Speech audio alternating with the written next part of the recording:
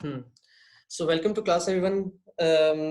So what I wanted to tell you today was कि never let your fear decide your future. काफी सारे लोग काफी चीजों से fearful होते हैं, and that fear is a source of inhibition for you, and you end up doing um, those things which you don't want to, and you fail to do those things which you can do. ठीक है, just because of fear. And उस fear के अंदर आपका ये आता है कि for example you might have a potential to be a great argumentative person, but you cannot speak up because you have a fear of the stage. So it's all about fighting your fears to grow up and become a better person. ठीक है, तो ये चीजें बहुत ज्यादा important होती हैं, that you have to fight your fears and push it back whenever you decide your future. So let's begin. जो हमने पहले डिस्कस किया था हार्ट ब्लॉक्स के बारे में, हमने पहले डिसाइड किया था कि हम एरिथमियास को जब भी डिस्कस करेंगे ना, तो हम एरिथमियास को दो तरह से डिस्कस करेंगे. एक हम बना देंगे उसको टैकी एरिथमियास, और एक हम बना देंगे उसको ब्रेडी एरिथमियास. ठीक है, ब्रेडी एरिथमियास वो वाले थे जिसमें हार्ट बीट 60 से कम थी, और टैकी एरिथमियास वो वाले थे जिसमें हार्ट बीट 100 से ज्यादा थी. ठीक है, अब ब्रेडी में हमने सिक्स साइनस सिंड्रोम क्या था जो बूढ़ों में होता है, हमने सिंपल ब्रेडी कार्डिया क्या था, हमने उसकी कॉजेज देखी थी कि इंफीरियर एमआई में हो सकता है, डिफरेंट टाइप्स ऑफ डिजीजेस में आपका इजीली हो सकता है ब्रेडिकार्डिया. फिर then we went on to heart blocks. ठीक है, अब हम साथ में हमने साइनस टाइकार्डिया भी डिस्कस किया था कि साइनस टाइकार्डिया किस तरह किन डिजीजेस में होता है और किसके साथ प्रेजेंट कर सकता है. और हमने ये चीज डिस्कस की थी कि व्हेनेवर वी से द वर्ड साइनस, इसका मतलब है कि पी वेव के बाद एक क्यूआरएस कॉम्प्लेक्स आएगा. ठीक है, तो that was the definition of sinus. और उसमें आगे हमने ईसीजी के अंदर भी डिस्कस किया था कहाँ पे वो इन्वर्टेड पी वेव्स होंगी और कहाँ पे नहीं होंगी. ठीक है, वो सब कुछ हम लोगों को आता है. Now we have to go on. जब हार्ट ब्लॉक्स हमने डिस्कस किए थे, we divided heart blocks into two things. ठीक है, हार्ट ब्लॉक्स हमने दो में कन्वर्ट किया था. या तो हमने डिस्कस किया था कि either it's going to be a bundle branch block, ठीक है, जो हिस पुरकुंजी फाइबर्स के बाद डिवीजन के बाद आता है. ठीक है, either it's going to be right bundle branch block और it's going to be left bundle branch block. वो हार्ट ब्लॉक के अंदर आ गया था डिस्कस. हार्ट ब्लॉक जो बंडल ब्रांच ब्लॉक्स के साथ होते हैं, they have a wide QRS complex, क्योंकि वेंट्रिकल्स में मसला आ रहा है. ठीक है, लेकिन जो बाकी हार्ट ब्लॉक्स होते हैं, they majorly include your AV nodal blocks. ठीक है, तो हमने जो लास्ट टाइम छोड़े थे हार्ट ब्लॉक्स, वो हमने छोड़े थे एट एवी नोडल ब्लॉक्स. ठीक है, एट्रियोवेंट्रिकल ब्लॉक्स जिसको हम कहते हैं. तो आज हम वहां से पिकअप करेंगे जहां पे हमने छोड़ा था, which is your atrioventricular blocks. वही वाली बात होगी, right ventricle branch block, left ventricle atrioventricular blocks में आ जाते हैं first degree blocks, second degree blocks में टाइप 1 टाइप 2 आते हैं, और थर्ड डिग्री ब्लॉक्स, और जिसे कहते हैं हम कंप्लीट ब्लॉक. ठीक है, when you read the word atrioventricular blocks, तो तुम्हें थोड़ा बहुत आइडिया हो जाता होगा कि something is getting blocked, मतलब किसी चीज में रुकावट आ रही है. ठीक है, मतलब कि जो आपका बेसिकली सारा का सारा conduction circuit from the sinus nodes to the AV node है, वहां पे कहीं पे ब्लॉकेज आ रही है. तो इसका मतलब है कि जो पीआर इंटरवल है वो कहीं ना कहीं बड़ा होता चला जाएगा. ठीक है, so this is what we're going to discuss कि atrioventricular blocks तीनों टाइप्स के किस तरह के होते हैं और किस तरह प्रेजेंट करते हैं. ठीक है, बिफोर वी गो ऑन, हम डिस्कस करते हैं कि बेसिक इसी चीज थी क्या. हमने डिस्कस किया था कि P Q R S T एक चीज होती है, P Q R S T. P is atrial depolarization और Q R S is basically ventricular depolarization and T is ventricular repolarization. ठीक है, अब जो P से R सेगमेंट है, it's basically from the sinus, from the SA node to the AV node. This is your PR interval, जो बता रहा है कि आपकी जब एट्रियल कॉन्ट्रैक्शन स्टार्ट हुई थी, वहां से लेके वेंट्रिकुलर कॉन्ट्रैक्शन के स्टार्ट होते तक कितना टाइम था. ठीक है, that is your PR interval. ये एक बेसिकली कंडक्शन पाथवे है जो आपके साइनस SA नोड से आपके AV नोड तक जा रहा है, और AV नोड से आगे वो जाकर कंडक्ट कराता है आपके वेंट्रिकल्स को. तो PR interval is basically the distance and the conduction time between your SA node and your AV node. ठीक है, यहां तक हमें समझ आ गई है. सही है. अब जो QT इंटरवल है, that is basically start of depolarisation of the ventricles to the end of repolarisation of the ventricles. ठीक है, अब QT इंटरवल तब प्रोलॉन्ग होगा जब डीपोलराइजेशन स्लो होगी या तेज, या फिर स्लो होगी, और जब वो छोटा होगा जब वो तेज होगी. अब वो स्लो कब हो रही थी depolarization? Depolarization was getting slowed in two things which were your ventricular tachycardias and ventricular defibrillation. ठीक है, अब जो हमने डिस्कस करना है that is basically your AV block. AV block में आपके पीआर इंटरवल के साथ सारा कोरिलेशन है। क्यूटी इंटरवल को अभी भूल जाओ, ठीक है, सारा आपका पीआर इंटरवल से है। So let's discuss your AV blocks. अब जब हम डिस्कस करते हैं फर्स्ट डिग्री एवी ब्लॉक को, तो फर्स्ट डिग्री एवी ब्लॉक में होता क्या है? Now you see both of these ECGs, ठीक है। अब both of these ECGs have a kind of a pathology between them. जो नीचे वाली है ना that is a normal ECG. एक नॉर्मल बंदे की लीड 2 के अंदर हमें नॉर्मल ईसीजी नजर आ रही है, इसमें P Q R S T बहुत नॉर्मल तरीके से चला जा रहा है। Now what you see is कि पी वेव के अंदर और क्यू आर एस कॉम्प्लेक्स के अंदर यहाँ पे जो नीचे वाला है इसके अंदर डिस्टेंस कम है। The distance here is less, कम है। This is a normal distance which is usually less than 0.2 seconds. लेकिन जो ऊपर वाला है that shows that the PR interval has increased, ठीक है। PR interval increased है और वो हर बीट में increased नजर आ रहा है। हर पहली बीट में जब पीक के बाद जो QRS आया है वो एक सिमिलर ड्यूरेशन का है, सेकेंड बीट में जो पीक PR इंटरवल है वो भी सिमिलर ड्यूरेशन का है। तो there is a constant delay between the SA node and the AV node, ठीक है। एक कांस्टेंट और फिक्स डिले आ रहा है और ये डिले चेंज नहीं कर रहा और ये कॉन्स्टेंटली परसिस्ट कर रहा है।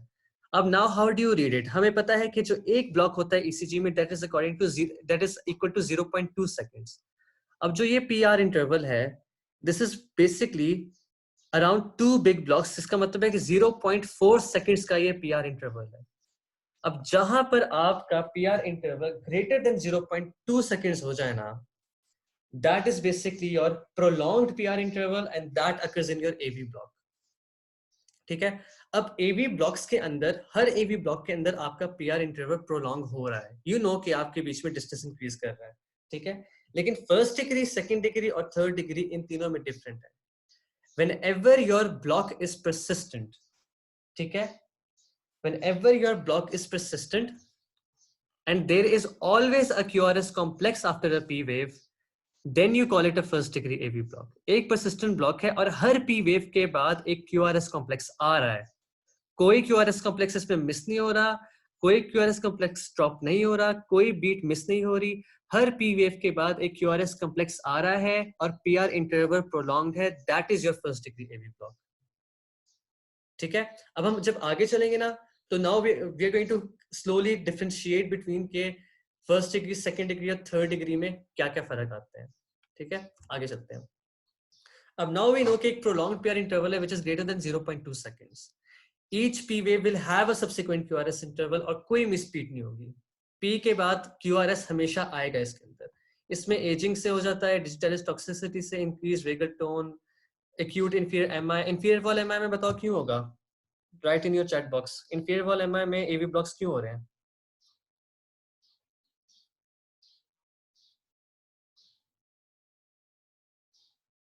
Right coronary artery block, very good. अब राइट कॉरोनरी आर्टरी आपके साइनस नोड को ऐसे नोड को सप्लाई करती है, एवी नोड को सप्लाई करती है, उसके एरियाज को अप्लाई करती है।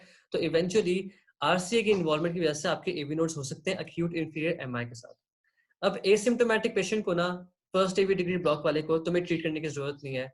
वो आमतौर पे वो परसिस्ट करेगा। अगर वो एसिम्प्टोमेटिक है तो कुछ नहीं होता, उसको जाने दो, ऐसे एज इट इज जाने दो। अगर वो सिम्प्टोमेटिक है, ठीक है, सिम्प्टोमेटिक में क्या चीजें आ सकती हैं कि उसको ना घबराहट हो रही है, एप्रीहेंशन हो रही है, उसको किसी भी तरह के सिम्टम्स हो सकते हैं, जैसे कि उसको एकदम से सिंकपी हो सकती है।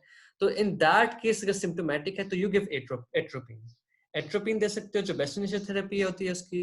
और जो पेस मेकर है दैट इज योर, क्या कहते हैं, मोस्ट इफेक्टिव थेरेपी। तो these are the things which you are going to use.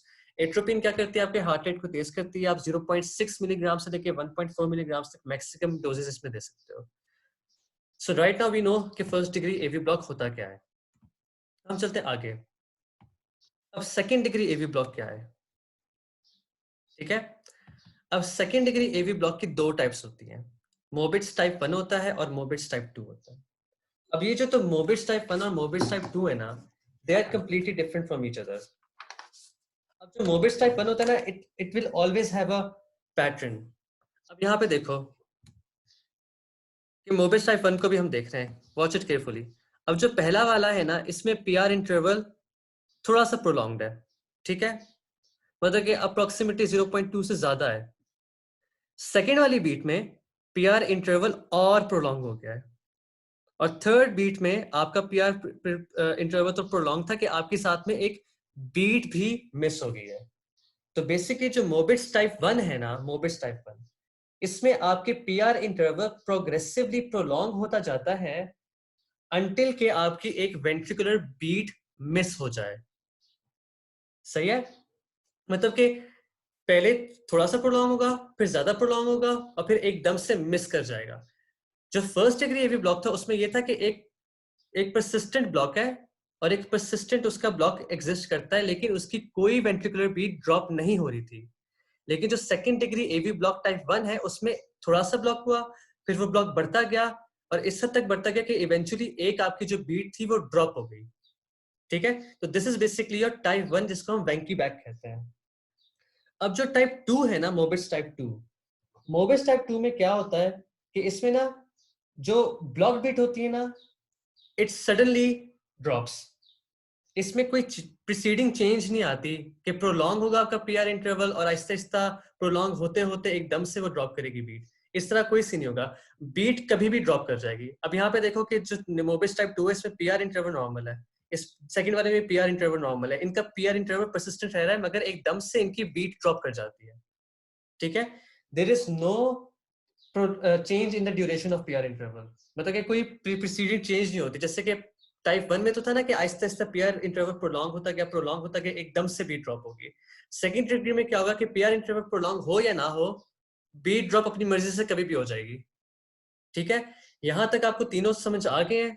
First degree, second degree type 1 है, सेकंड डिग्री टाइप 2। से यस इफ यू अंडरस्टैंड।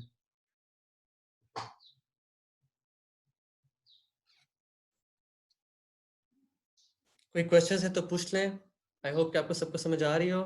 ठीक है, तो before I go on I am going to tell you type 1 में क्या है कि एक कांस्टेंट पीआर इंटरवल है जो प्रोलॉन्ग्ड है, लेकिन बीट हमेशा आ रही है, आपकी वेंट्रिकुलर कॉन्ट्रैक्शन हो रही है।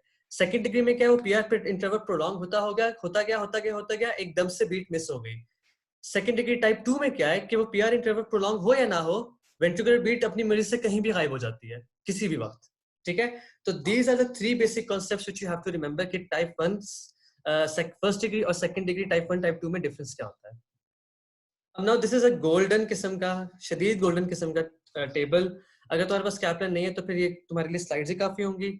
इनके अंदर बेसिकली बहुत अच्छा दिया हुआ है, इसमें बताया हुआ है वही वाली बातें पहले बताई हुई कि प्रोलॉन्ग होता जाएगा टाइप 1 के अंदर, होता जाएगा कि बीट मिस हो जाएगी, और टाइप 2 में क्या होगा कि सडनली बीट मिस हो जाएगी और कोई प्रोलॉन्गेशन वगैरह नहीं होगी इंटरवल के अंदर। ठीक है?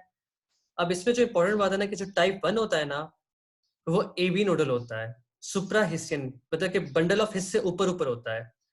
और जो टाइप 2 होता है वो इंफ्रा नोडल होता है, जिसका मतलब है इंट्रा या इंफ्रा हिस्सियन हो जाएगा। ठीक है? अब जब एबी नोडल से ऊपर होगा तो ऑब्वियसली क्यूआरएस कॉम्प्लेक्स नॉर्मल होगा, लेकिन अगर वो एबी नोडल से कम हो गया, वेंट्रिकल्स में चला गया, बंडल ऑफ हिस के बाद चला गया, तो ऑब्वियसली उसका बंडल ब्रांच ब्लॉक होगा, तो उसका यूजुअली वाइड होगा। ठीक है? वाइड किस्म का उसमें क्यूआरएस कॉम्प्लेक्स नजर आएगा। तो टाइप 1 के अंदर आपका क्यूआरएस कॉम्प्लेक्स नैरो कॉम्प्लेक्स होगा, और जो टाइप 2 मोबिट्स है उसके अंदर आपका क्यूआरएस कॉम्प्लेक्स वाइडन हो जाएगा। ठीक है? Because type 2 is basically inside your ventricles, मगर जो टाइप 1 है that is above the AV node. ठीक है? इसकी कॉजेज हैं वो बेसिकली बेशक पढ़ लेना। जो टाइप 2 होता है वो एंटीरियर एमआई कराता है और हिस्टोपिंजर फाइबर सिस्टम के मसले की वजह से होता है। जो टाइप 1 की और टाइप 1 जो है ना, टाइप सेकंड डिग्री टाइप 1 और फर्स्ट डिग्री एवी ब्लॉक, इनकी कॉजेज ऑलमोस्ट सेम होती है। ठीक है? अब ईकेजी वही वाली बात है, सब कुछ सेम है। वही वाली जो बातें हम डिस्कस करेंगे, टाइप 1 में प्रोग्रेसिवली इंक्रीज करता जाएगा, आरआर इंटरवल भी इंक्रीज करता जाएगा until there is a mix speed. और टाइप 2 में क्या होगा कि कभी भी आपकी बीट मिस हो जाएगी खुद ब खुद ही, जब भी उसका दिल करेगा। ठीक है? अब कैरोटिड साइनस प्रेशर का टाइप 1 पे वो इंक्रीज करता है डिग्री ऑफ ब्लॉक को, लेकिन टाइप 2 में कोई इफेक्ट नहीं होता। एट्रोपिन का टाइप 2 में कोई इफेक्ट नहीं होता। ठीक है? तो ये बस चीजें नॉर्मली डिस्कस करनी है। ठीक है? This you should no. अब जो मोबिट्स टाइप 1 है ना, उसमें आपको एट्रोपिन दो तो वो ठीक हो सकता है पेशेंट। एट्रोपिन दोगे तो उसका ब्रेडी एरिथमिया जो उसको हो रहा है ना वो ठीक हो जाएगा, लेकिन आपको इवेंचुअली पेस मेकर लगाना पड़ेगा। लेकिन मोबिट्स टाइप 2 के अंदर the only option you have is a pacemaker. Pacemaker के अलावा आपका कोई ऑप्शन है ही नहीं, एट्रोपिन आप बेशक दे दो कोई फर्क नहीं पड़ेगा उससे, you have to go for pacemaker in Mobitz type 2। ठीक है, तो ट्रीटमेंट हमने जब डिस्कस की है तो फर्स्ट डिग्री एवी ब्लॉक की ये थी कि हमने एसिम्प्टोमेटिक पेशेंट को छोड़ दिया था, और हम जो सिम्प्टोमेटिक पेशेंट था उसको हमने एट्रोपिन दी थी, और हमने बाद में सोचा कि हम इसको पेसमेकर लगा देंगे। जो treatment of second degree AV block है मोबिस टाइप 1 में हमने एट्रोपिन दी, लेकिन हमने बाद में पेसमेकर लगाया। और मोबिस टाइप 2 में क्या है, हमारे पास एट्रोपिन का ऑप्शन मोबिस टाइप 2 में है ही नहीं। We have to go for your pacemaker because pacemaker के अलावा उसके अंदर ऑप्शन हमारे पास अवेलेबल नहीं है। ठीक है, तो this is your first and second degree AV blocks. अब थर्ड डिग्री एवी ब्लॉक पे आते हैं। थर्ड डिग्री एवी ब्लॉक में क्या होता है कि जो आपका एट्रियम होता है ना, और जो आपका वेंट्रिकल होता है, उन दोनों के बीच में शदीद किस्म की तलाक हो जाती है, सेपरेशन हो जाती है, तलाक हो जाती है। दोनों का एक दूसरे से ताल्लुक कंप्लीटली खत्म हो चुका है। सही है, जो भी सारी एट्रियल बीट्स आ रही हैं ऐसे नोड से, सारी की सारी कंप्लीटली ब्लॉक है, एवी नोड तक वो पहुंचेंगे ही नहीं। और एवी नोड में जो भी आपकी रिदम आएगा ना, that is basically your AV nodal rhythm. जो एस्केप रिदम हम कहते थे ना, डिस्कस कर रहे थे, जो एवी नोड है ना वो आपके वेंट्रिकल्स को चला रही है अलग से, और एसए नोड आपके एट्रियम को चला रही है अलग से। दोनों के बीच में कोई ताल्लुक वास्ता बिल्कुल खत्म हो चुका है, कोई ताल्लुक वास्ता नहीं है। ठीक है, अब इसमें ये होता है कि you don't have any option and you have to go for a pacemaker. इसमें आपको पेसमेकर पे जाना ही जाना है, there is no other option than that. ठीक है, इसमें ये है कि कंप्लीट इंटरप्शन होगी एट्रियम और वेंट्रिकल के बीच में, पी वेव्स अलग फिर रही हैं, क्यूआरएस कॉम्प्लेक्सेस अलग फिर रही हैं। इसमें लेनेग्रे डिजीज होती है, एनकाइलोजिंग स्पॉन्डिलाइटिस होता है, डिजिटालिस सेवियर हाइपरकालेमिया, एमआई इंफीरियर और पोस्टीरियर में होता है। जो ये लेनेग्रे डिजीज है ना, ये बेसिकली ना फाइब्रस डिजेनरेटिव चेंजेस होती हैं कंडक्शन सिस्टम की। अब सोचो खुद ही, कंडक्शन सिस्टम अगर फाइब्रस डिजेनरेशन होगी, वहां पे फाइब्रस अजीब जब फाइब्रस बन चुके हैं, तो ऑब्वियसली वहां पे कंडक्शन डिफेक्ट्स तो आएंगे ना। तो वो एज के साथ होता है, और वो होता है लिनेग्री डिजीज के अंदर। एनकाइलोजिंग स्पॉन्डिलाइटिस B28 वाला इसका कोई था मार्कर, हमने डिस्कस किया था कि एनकाइलोजिंग स्पॉन्डिलाइटिस के साथ बेसिकली हमारे एक किस्म की मर्मर भी आती है, और दूसरा हमारा इसके साथ अब थर्ड डिग्री एवी ब्लॉक भी आएगा। मुझे बताएं कौन सी मर्मर थी एनकाइलोजिंग स्पॉन्डिलाइटिस के साथ? कौन सा हार्ट वॉल्व की मसला था?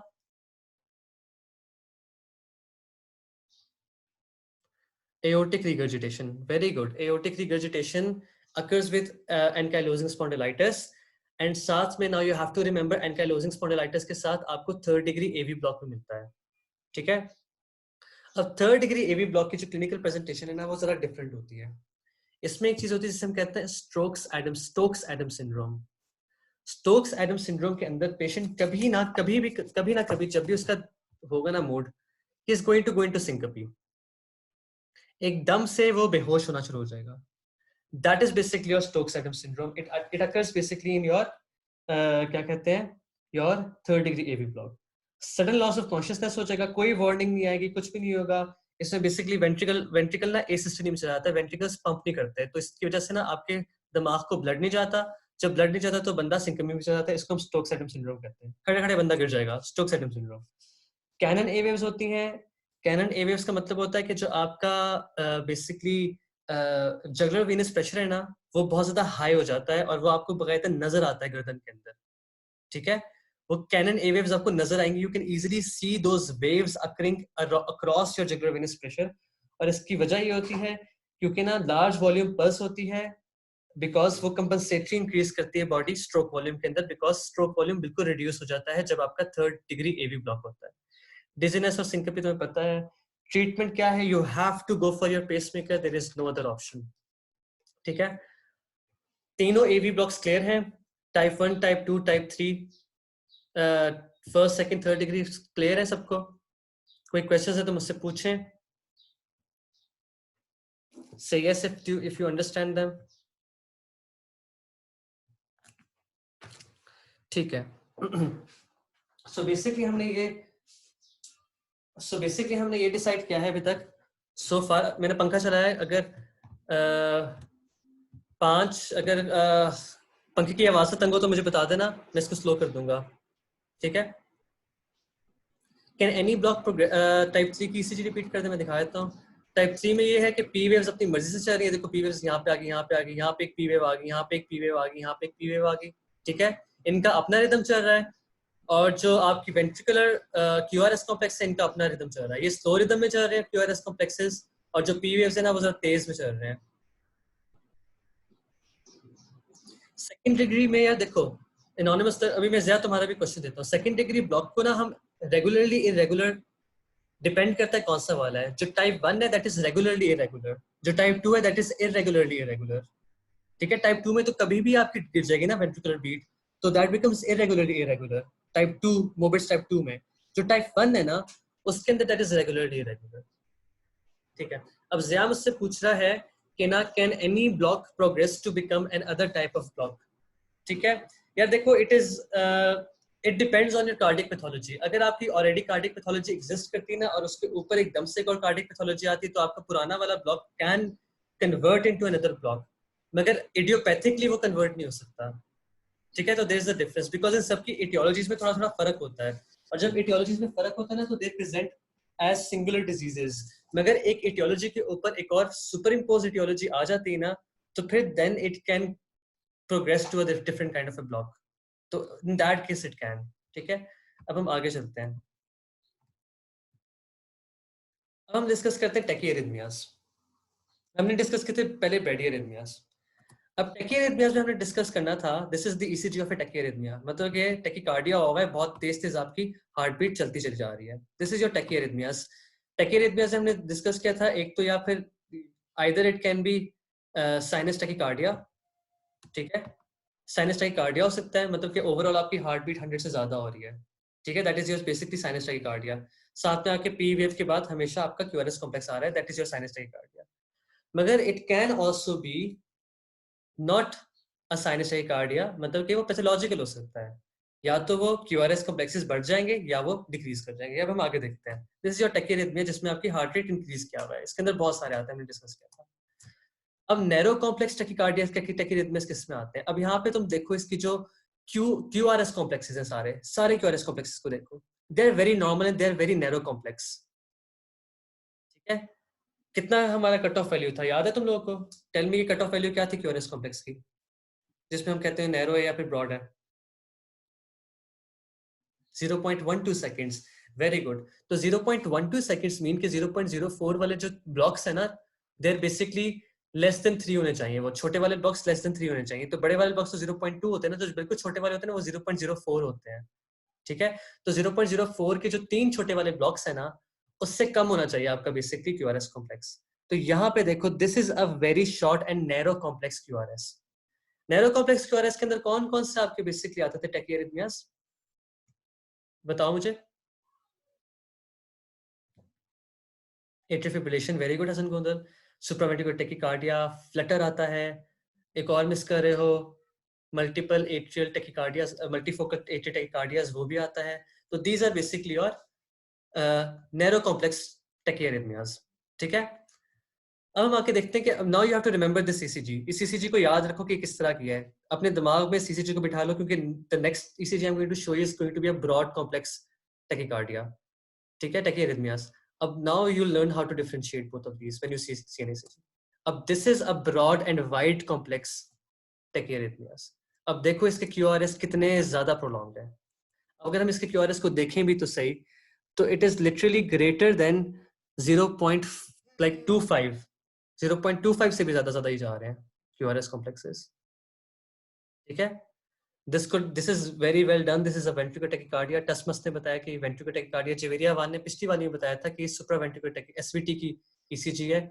तो वेरी गुड, शाबाश। ये जो नैरो कॉम्प्लेक्स में दिखाया है ये एसवीटी वाली ईसीजी है जो अभी तुम लोग देख रहे हो, और जो ये वाली है दिस इज वेंट्रिकुलर टैकीकार्डिया, क्योंकि ये रेगुलरली इरेगुलर है, ठीक है। तो these now you can you all easily tell कि वाइड कॉम्प्लेक्स और नैरो कॉम्प्लेक्स टैकीअरिथमियास में ईसीजी में क्या फर्क आता है? Say yes, if you have any questions तो टेल मी। अमीन, तुम्हें समझ आ गया कि वाइड कॉम्प्लेक्स कैसा नजर आएगा और नैरो कॉम्प्लेक्स कैसा नजर आएगा?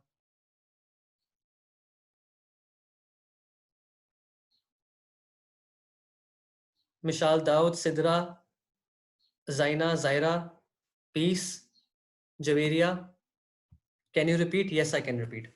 अब देखो माम कह रहे कि रिपीट कर देते हैं, चलो रिपीट करें। टैकीरिथमियास दो किस्म के हैं, जायरा भी कह रही है टैकीरिथमियास हमारे पास दो किस्म के थे, ठीक है। हमने पहले इसी चीज को हमने बोला, पहले मैं दिखाया था, ईसीजी को हमने पहले बोला था कि जब भी हम ईसीजी देखेंगे और हम एरिथमियास को देखेंगे तो हम उसको ब्रेडीरिथमियास कहेंगे और टैकीरिथमियास कहेंगे। ब्रेडीरिथमियास तब होंगे जब वो 60 बीट्स पर मिनट से कम उसकी हार्ट रेट होगा, टैकीरिथमियास तब होंगे जब उसका 100 से ज्यादा होगा हार्ट रेट। अब टैकीरिथमियास में हमारे पास दो किस्म के टैकीरिथमियास आते हैं, एक आता है हमारे पास नैरो कॉम्प्लेक्स टैकीरिथमियास और दूसरा हमारे पास आता है वाइड कॉम्प्लेक्स टैकीरिथमियास, ठीक है। जो नैरो कॉम्प्लेक्स टैकीरिथमियास है ना, they look like this on ECG. इनके क्यूआरएस कॉम्प्लेक्सेस को देखो, क्यूआरएस कॉम्प्लेक्सेस बहुत छोटे और पत्ते और कम टाइम फ्रेम में हो रहे हैं, they are going to occur in less than 0.12 seconds, ठीक है। 0.12 seconds is a normal QRS duration. Narrow complex tachycardias होते हैं जो आप टैकीरिथमियास होते हैं जो 0.12 सेकंड की ड्यूरेशन से कम होते हैं उनके QRS complexes. You can see this ECG, ये सारे नैरो कॉम्प्लेक्सेस टैकीरिथमियास हैं। अगर ये टैकीरिथमियास वाइड कॉम्प्लेक्स के हैं तो इसका मतलब है क्यूआरएस की ड्यूरेशन 0.12 सेकंड से ज्यादा हो रही है। जो नैरो कॉम्प्लेक्स वाले होते हैं ना टैकीरिथमियास, उनका ज्यादातर मसला आपका एट्रियम में होता है, वेंट्रिकल्स उसमें इन्वॉल्व नहीं होते हैं, वेंट्रिकल्स का कोई रोल नहीं होता उसमें, सारा प्रॉब्लम एट्रियम का होता है। जब एट्रियम का प्रॉब्लम होगा तो ऑब्वियसली पीवेव का ज्यादा मसला होगा, जब एट्रियम का मसला होगा तो ऑब्वियसली आपके वेंट्रिकल्स में मसला नहीं आ रहा तो वो तो आराम से क्यूआरएस कॉन्ट्रैक्ट करेगा। लेकिन जब वेंट्रिकल्स में मसला आ जाता है which occurs in ventricular tachycardias and ventricular fibrillations, तो आपके क्यूआरएस प्रोलॉन्ग्ड हो जाते हैं, ठीक है।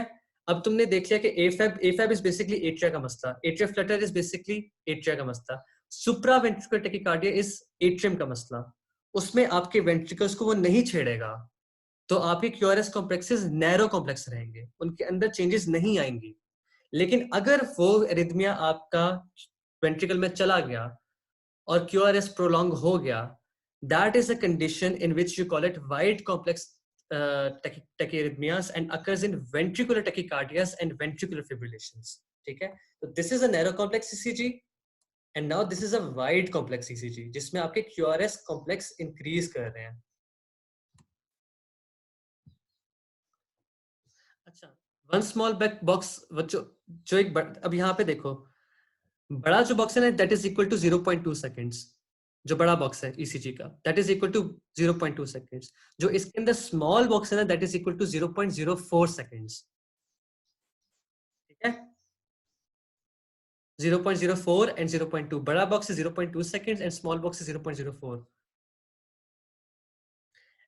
सिद्रा पूछ रही है how will be differentiate ECG of SVT and sinus tachycardia. I'm going to teach you this when I'm going to teach you supraventricular tachycardia. Supraventricular tachycardias और साइनस टाइकार्डिया में फर्क होता है, दैट्स व्हाई साइनस का मैंने तुम्हें बताया था ना कि एक पीवेव के बाद क्यूआरएस आएगा, that does not occur in SVT. SVT जब मैं पढ़ाऊंगा तो तुम्हें समझ आ जाएगी, अभी थोड़ा सा वेट कर लो, ठीक है। अब हम चलते हैं कि टैकीकार्डियास के ऊपर। अब नैरो कॉम्प्लेक्स में हमारे पास दो थे, एट्रियल फ्लटर था, एट्रियल फिब्रिलेशन था, मल्टीफोकल एट्रियल टैकीकार्डियास थे, साइनस टाइकार्डिया थे और एसवीटीज थे, ठीक है। ब्रॉड कॉम्प्लेक्स में वेंट्रिकुलर टैकीकार्डिया थे, वेंट्रिकुलर फिब्रिलेशन थे, ठीक है। ये हमारा एल्गोरिथम था इसको डिवाइड करने का। Now we are going to go to your atrial flutter and atrial fibrillation. पहले हम उसको डिस्कस करेंगे, फिर हम मल्टीफोकल एट्रियल टैकीकार्डिया को डिस्कस करेंगे and then we are going to finish the class. कल हम एसपीटी से स्टार्ट करेंगे। अब एट्रियल फिब्रिलेशन और एट्रियल फ्लटर में क्या फर्क है? कौन मुझे बताएगा कि एट्रियल बल्कि तो लिखा हुआ है यहाँ पे, एट्रियल फिब्रिलेशन में सॉटूथ वेव्स आती हैं और एट्रियल फिब्रिलेशन में फिब्रिलेटरी वेव्स आती हैं। एट्रियल फिब्रिलेशन में आपका इरेगुलर हार्ट रेट होगा, ठीक है, जिसमें आपकी बेसिकली एट्रिया की मतलब कि इसके अंदर लूपिंग नहीं हो रही होती, एट्रियल फिब्रिलेशन के अंदर लूपिंग नहीं हो रही होती है और एट्रियल फ्लटर के अंदर लूपिंग हो रही होती है। लूपिंग का मतलब होता है कि री एंडेड सर्किट है और गोल गोल वो घूम रहा है, और जब लूप्स अकर करते हैं एट्रियल फ्लटर के अंदर तो वो आपका जो एट्रिया है ना वो फड़फड़ाता रहता है, अपनी जगह में वो फड़फड़ाता रहेगा, ठीक है। लेकिन एट्रियल फिब्रिलेशन के अंदर बहुत सारे डिफरेंट किस्म के फोकाई बन जाएंगे जो अलग, जो हर जगह पे मिस फायरिंग शुरू कर दी होगी उन लोगों ने, और मिस फायरिंग की वजह से उनकी एट्रियल बीट्स भी आगे पीछे फिर रही होंगी और उनकी वेंट्रिकुलर बीट्स भी आगे पीछे फिर रही होंगी। So there is no looping in atrial fibrillation and multiple foci, but atrial flutter के अंदर looping होती है और looping की वजह से आपके बेसिकली एट्रिया एक अलग तरीके से, एक कॉम्प्लेक्स तरीके से फड़फड़ाता रहता है, ठीक है। आगे चलते हैं। अब this is your atrial Flutter. Atria के देखो बीट्स इस तरह के हम्प्स नजर आएंगे, इसको सॉटूथ अपीयरेंस कहते हैं। अभी उसके देखे हैं क्या नाम है, शार्क के टीथ देखे हैं? शार्क के टीथ इस तरह के होते हैं, सॉ टूथ की तरह निकले होते हैं, ठीक है? This is a classical presentation of an atrial flutter. ये तुम्हें हमेशा एट्रियल फ्लटर के अंदर मिलेगी। एट्रियल फिब्रिलेशन में ये सॉ टूथ अपीयरेंस नजर नहीं आएगी, उसमें तुम्हें आम सी नॉर्मल सी पीरियड्स नजर आएंगी, थोड़ी सी डिस्पर्स्ड। अब एट्रियल फिब्रिलेशन में क्या होता है, एट्रियल फ्लटर में क्या होता है? एट्रियल फ्लटर का क्या होता है कि सिंगल लार्ज रीएंट्रेंट सर्किट्स होते हैं, और जो इसकी रिदम होता है that is a regular rhythm, ठीक है? लूपिंग हो रही होती है। एट्रियल रेट इसका 250 टू 500 बीट्स पर मिनट होता है, वेंट्रिकल रेट इसका 125 टू 150 होता है। इसकी एसोसिएशन होती है एवी ब्लॉक्स के साथ, और ईसीजी में आपको रेगुलर रिदम नजर आता है और सॉ टूथ फ्लटर वेव्स नजर आती हैं, ठीक है? अब इसमें यूजुअली ये होता है कि आपका ना इसकी एसोसिएशन हो सकती है 2:1 या 3:1 या 4:1 एवी ब्लॉक्स में। अब ये 2:1, 3:1 और 4:1 क्या होते हैं? 2:1 का मतलब है कि 2 पी वेव्स के बाद एक आपकी क्यूआरएस कॉम्प्लेक्स आ रही है। 3:1 का क्या मतलब है? 3 पी वेव्स के बाद एक क्यूआरएस कॉम्प्लेक्स आ रही है। 4:1 का मतलब क्या है? 4 पी वेव्स के बाद एक क्यूआरएस कॉम्प्लेक्स आ रही है, ठीक है? तो इन डिफरेंट डिजीजेस के अंदर ना, इन सारी डिफरेंट डिजीजेस के अंदर, इन ऑल दीज डिजीजेस, तो एवी ब्लॉक 2:1, 3:1 और 4:1 के साथ आपका एट्रियल फ्लटर कोरिलेट हो सकता है। एक मिनट ज़िया, मैं तुम्हारा क्वेश्चन एट्रियल फ्लटर पढ़ाने के बाद तुम्हारा आंसर करता हूँ, ठीक है? अब इसमें क्या होता है कि ना, आपकी जो ट्रीटमेंट होती है ना, it is more or less same as atrial fibrillation. Atrial fibrillation की तरह आप करोगे इसको मैनेज, सही है? अब क्या होता है, अगर आप करोटिड साइनस मसाज करोगे तो उससे क्या होगा कि एवी ब्लॉक इंक्रीज करेगा और फ्लटर वेव्स आपको नजर आना शुरू हो जाएंगी, सही है? यूजुअली ये होता है कि आपकी वेंट्रिकल्स की जो वेव्स होती है ना, वो आपके फ्लटर को ना मास्क कर रही होती हैं। तो आप क्या करते हो, उसको कैरोटिड साइनस मसाज देते हो ना, तो एकदम से उसकी वेंट्रिकुलर बीट्स कम होना शुरू हो जाती हैं और आपका एट्रियल फ्लटर जो होता है ना, वो बहुत ज्यादा प्रोमिनेंट हो जाता है।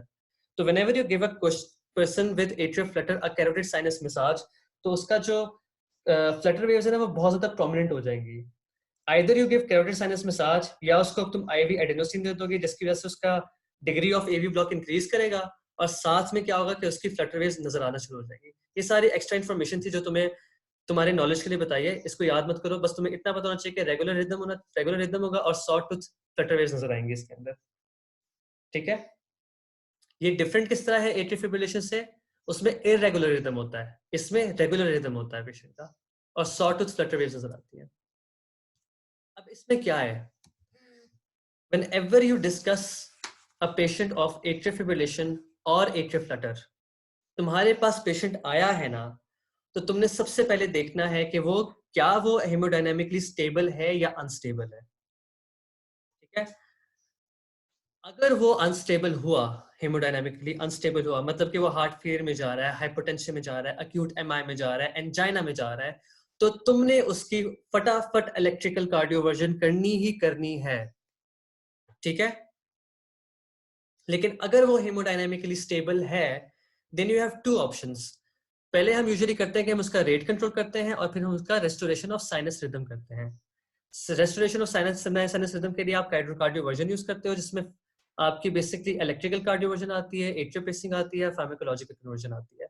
आमतौर पे रेट कंट्रोल से आपकी जो एट्रियल फ्लटर है ना, वो कंट्रोल हो जाती है। आप उसको बीटा ब्लॉकर्स लगाओ, विरापेमिन लगाओ, डाइजोक्सिन लगाओ, अमीड्रॉन लगाओ, उससे ठीक हो जाएगा। लेकिन इफ इट स्टिल परसिस्ट और उसको ठीक नहीं हो रहा and you have to correct it, then you go for a cardioversion.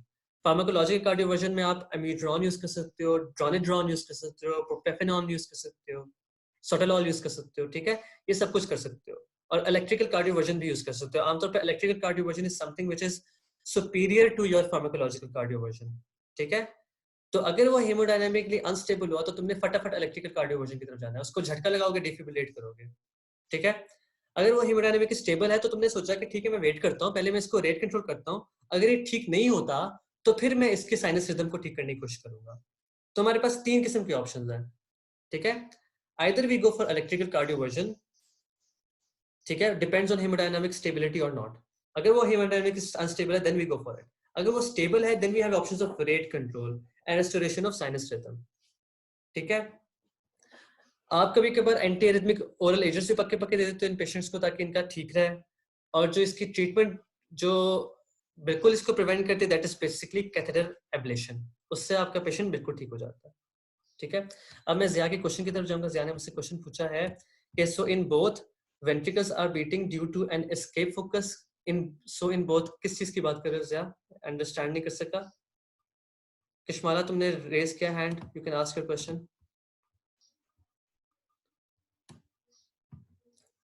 Flutter and fib. Not necessarily के एस्केप फोकस बने. एस्केप फोकस आपका हमेशा वेंट्रिकुलर एट्रियोवेंट्रिकुलर ब्लॉक्स में बनता है. ठीक है. फ्लटर में ना बेसिकली आपकी कुछ कंडक्शन पाथवेज जा रही होती हैं आपकी एवी नोड को, और वो कर रहे होते हैं. ठीक है, वो अकॉर्डिंगली कर रहे होते हैं. फिर दोनों दोनों में कंडक्शन पाथवेज जा रही होती हैं, लेकिन उसका रिपोलराइजेशन टाइम भी होता है ना अपना एवी नोड का. तो वो रिपोलराइजेशन टाइम की वजह से एक गैप आ जाता है. तो आपको लगता है कि आपके वेंट्रिकल्स और एट्रिया बिल्कुल अलग तरीके से बीट करें, मगर वो थोड़े से सिंक्रोनाइज्ड होते हैं. थर्ड डिग्री एवी ब्लॉक में आपका एस्केप फोकस ज्यादा बनता है. ठीक है, तो ये जरा मुश्किल क्वेश्चन था, ये काफी बच्चों को समझ नहीं आएगा, लेकिन ये तुम्हें समझ आने की जरूरत भी नहीं है, कोई नहीं पूछेगा तुमसे. ठीक है. अब एट्रियो फ्लटर और जो अच्छा कार्डियक मसाज वाला पॉइंट, अब देखो कार्डियक मसाज वाला पॉइंट आया ना, मुझसे कह रहे कि मैं रिपीट करूं. तो मैंने थोड़ा सा एक्स्ट्रा पॉइंट ऐड किया था, ये तुम्हारी 22nd एडिशन ऑफ उसमें लिखा हुआ है डेविडसन के अंदर. इसमें ये है कि ना, देखो द प्रॉब्लम इज कि ना, ये होता है कि जब भी आपको एट्रियल फ्लटर होता है ना, तो वो साथ में प्रेजेंट करता है एवी ब्लॉक्स के साथ. ठीक है. अब एवी ब्लॉक्स में क्या होता है कि आपके एवी ब्लॉक्स एग्जैजरेटेड नहीं होते, वो कभी कभार एवी ब्लॉक्स प्रोमिनेंट नहीं होते. ठीक है, तो आपका वेंट्रिकल आमतौर पे आपका वेंट्रिकल कॉन्ट्रैक्ट कर रहा होता है बीच बीच में, साथ साथ वो कॉन्ट्रैक्ट कर रहा होता है. ठीक है, तो आपको फ्लटर वेव्स फील नहीं होती. तो उन फ्लटर वेव्स को फील करने का बहुत अच्छा तरीका पता है क्या है? कि आप या तो उसको एडेनोसिन दे दो, या आप उसको कैरोटिड साइनस मसाज दो. इन दोनों कंडीशन से क्या होगा कि उसका एवी ब्लॉक जो है ना, वो एग्जैजरेट कर जाएगा, वो इंक्रीज कर जाएगा. ठीक है. एवी ब्लॉक जब एग्जैजरेट और इंक्रीज करेगा, तो वेंट्रिकुलर जो बीट है ना, वो रिड्यूस कर जाएगी, और जो फ्लटर वेव्स है ना, वो प्रोमिनेंट हो जाएंगी. तो this is a way in which you can basically catch those Flutter waves, उनको पकड़ सकते हो कैरोटिड साइनस मसाज से और एडेनोसिन से. ठीक है, ये पॉइंट सबको समझ आ गया? Say yes if you have any questions, then you are more than welcome to ask.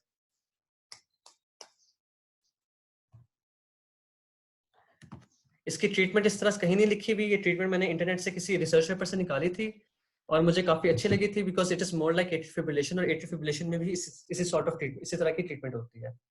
ठीक है. तो basically you decide on haemodynamics, and then you decide on कि आपने रेट कंट्रोल करना है या रिदम कंट्रोल करना है. ठीक है, this is all you need to know. हम चलते हैं एट्रियल फिब्रिलेशन के ऊपर. ठीक है. अब don't the atria repolarise, atria repolarise होते हैं यार, वरना तो आपका ये रिपोलराइजेशन तो है बीच में, जो बीच में बेचारा रेस्ट करता है, that is basically repolarisation. Won't we give anticoagulants? Anticoagulants आप एट्रियल फ्लटर में नहीं देते. ठीक है यार. How are such rapid? Because re entrant circuits बन रहे होते हैं वहां महमूद. री एंट्रेंट सर्किट्स की वजह से इंपल्सेस एक ही जगह पे गोल गोल घूमती रहती है, तो वो कंडक्ट होती रहती हैं. ठीक है. We won't give anticoagulants in atrial flutter. I don't think so, क्योंकि उसमें आपकी बीट मिस नहीं हो रही होती, रिदम रेगुलर है. जब आपका रिदम इरेगुलर होता है ना ज़्या, जैसे एट्रियल फिब्रिलेशन में होता है, देन यू गिव एंटीकोगुलेंट्स. अभी हम डिस्कस करते हैं आगे. ठीक है. अब एट्रियल फिब्रिलेशन की तरफ आते हैं. अब एट्रियल फिब्रिलेशन में बेसिकली ये हो रहा है कि आपकी एक्टोपिक बीट्स बन रही हैं, और साथ में री एंट्रीज हो रही हैं. ठीक है. अब अगर आप वन को देखो, तो आपको बेसिकली नजर आ रहा है कि एक पल्मोनरी वेन्स जहाँ पे एंटर हुई थी ना, वहां से एक एक्टोपिक बीट्स बनी, और उसने एट्रिया में एंटर किया, और वहां पे उसने ना एक्टोपिक बीट ने आके क्या किया कि वहां पे एट्रियल फिब्रिलेशन को ट्रिगर कर दिया. सेकंड में क्या हो रहा है, जो टू दिखा रहा है, यहाँ पे री एंट्री हो रही है विद इन द एट्रिया. ठीक है.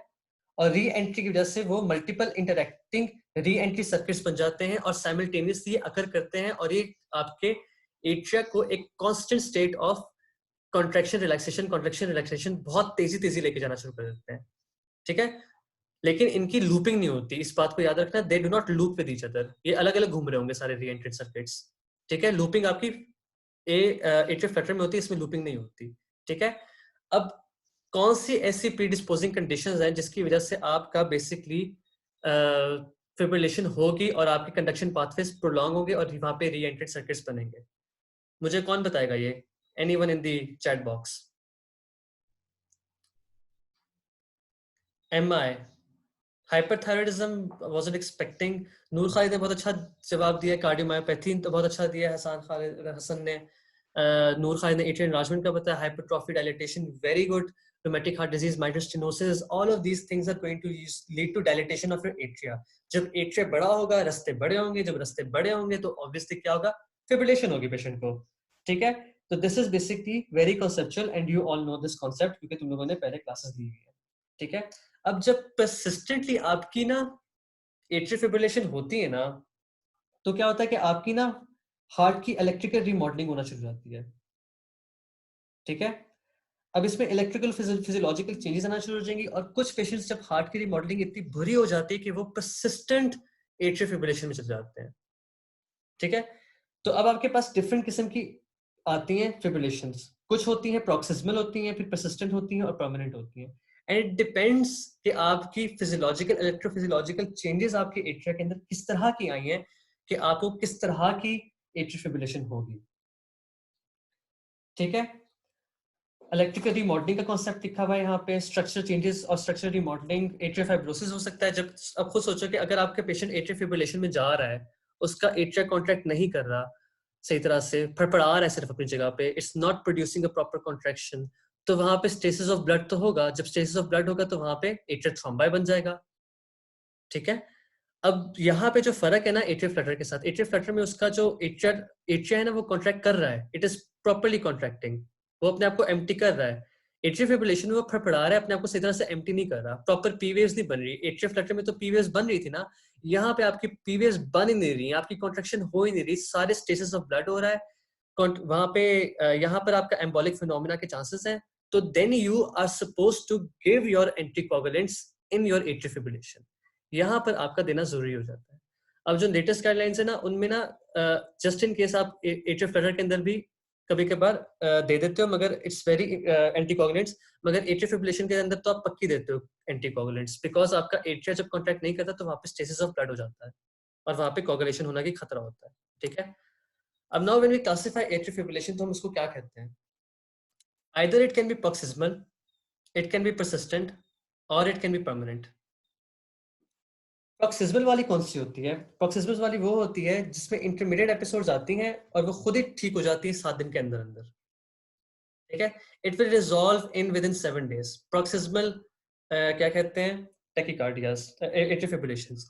मेरे फादर के साथ मसला क्या है कि उनको परमानेंट एट्रियल फिब्रिलेशन है with bouts of paroxysmal atrial fibrillation, मतलब कि परमानेंट उनको रहती है और कभी कभार उनको शदीद किस्म के बुरे किस्म के बाउट्स एट्रियल फिब्रिलेशन के डेंजरस किस्म के आ जाते हैं बीच में। तो साथ में ये जो क्लासिफिकेशन है ये दूसरे के ऊपर ओवरलैप भी करती हैं। ठीक है, परसिस्टेंट में क्या होता है कि प्रोलॉन्ग्ड एपिसोड्स होती हैं जो टर्मिनेट आप कर सकते हो इलेक्ट्रिकल या फार्माकोलॉजिकल कार्डियोवर्जन के साथ। अभी हम डिस्कस करते हैं कि इलेक्ट्रिकल और फार्माकोलॉजिकल कार्डियोवर्जन होती क्या है। ठीक है, और फिर जो परमानेंट वो होती है जो आपकी ठीक ही नहीं होती, चाहे जो मर्जी कर लो वो ठीक ही नहीं हो रही। जैसे मेरे अब्बा को परमानेंट एट्रियल फिब्रिलेशन है, कभी भी उनकी हार्ट बीट पकड़ लो तो एट्रियल फिब्रिलेशन में रहेंगे वो। सही है, तो दिस इज योर डिफरेंस कि प्रोक्सिस्मल खुद ही ठीक हो जाती है, परसिस्टेंट वाली को आपको इलेक्ट्रिकल या फिर फार्माकोलॉजिकल कार्डियोवर्जन में लेके जाना पड़ता है, और परमानेंट वाली तो कभी भी ठीक ही नहीं होती, वो पक्की पक्की रहती है एट्रियल फिब्रिलेशन। ठीक है, तो this are basically classification of atrial fibrillation. अब ये मैंने पकड़ी है जो तुम्हारा है ना निमोनिक की, मैंने उससे पकड़ा है, क्या कहते हैं, इरफान मसूद से। कॉजेज ऑफ एफएब इसमें बहुत अच्छी दी हुई हैं। परसिस्टेंट में प्रोलॉन्ग एंटीकोगुलेंट्स देते हैं, यस आप देते हैं, ऑब्वियसली आपको देने ही पड़ेंगे प्रोलॉन्ग एंटीकोगुलेंट्स।